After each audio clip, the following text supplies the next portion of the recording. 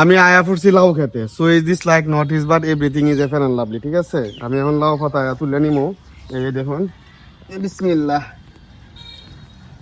আমাদের গ্রাম অঞ্চলের বাজারে এই যে লাউ পাতাগুলো আছে না, 40 টাকা, 50 টাকা, 60 টাকা, সর্বনিম্ন 30 টাকা মোড়া করে বিক্রি করে, বুঝছেন?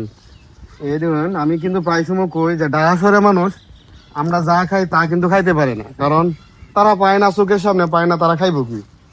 ঠিক আছে না? আমরা যা পাই চোখের সামনে তাই কিন্তু নিয়ে খাইতে পারি। আজকে যদি মনে করেন যে ঢাকা শহরে যদি অভাব অনটন পড়ে জায়গা কি খাবে কোন তো? আর আমরা গ্রাম অঞ্চলে যদি অভাব অনটন পড়ে, দৌড় মারি আমরা খেতে চলে আমু, গাছ পাকলে গাছ তুলে নিমু, সমস্যা নেই। হ্যাঁ, ফ্যাটটারে মনে করেন যে শান্তিতে রাখতে পারবো এই গাছ পাতা খায়া।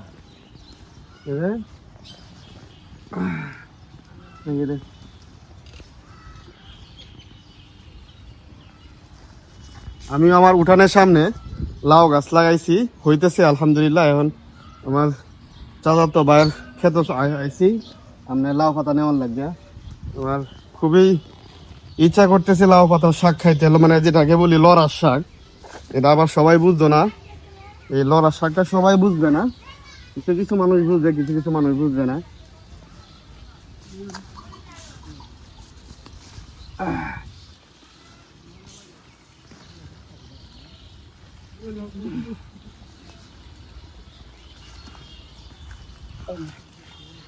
নিজের হাতে আপনার শাক তুলে নিয়ে যাইতেছি, এর থেকে আনন্দ আর কি হতে পারে বলেন?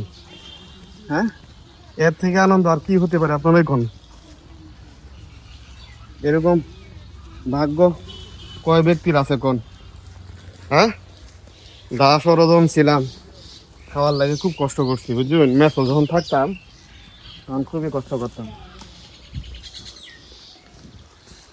করতাম, খানা পিনা নিয়ে খুবই।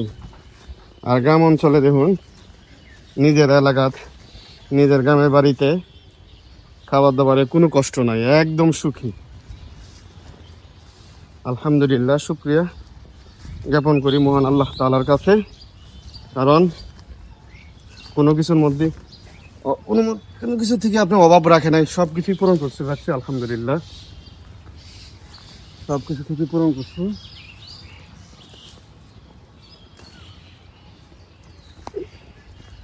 এই দেখেন কতগুলো তুলছি লাউ শাক, আপনার বাড়িতে নিয়া বাড়ি রেগে কমু, আপনার আলু দিয়া, আলু ফলিয়া শাক বাচ্চা বেশি করে তেল দিয়া, পেঁয়াজ দিয়া, মরিচ দিয়া এটা লড়ার শাক তৈরি করার লাগে কমু।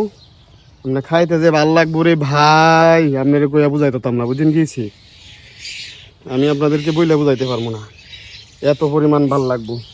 ভিডিওটা যদি ভাল লাগে তাহলে অবশ্যই লাইক কমেন্ট শেয়ার করে সবাইকে দেখার সুযোগ করে দিবেন। আর আপনারা সবসময় আমার পাশে থাকবেন, ঠিক আছে?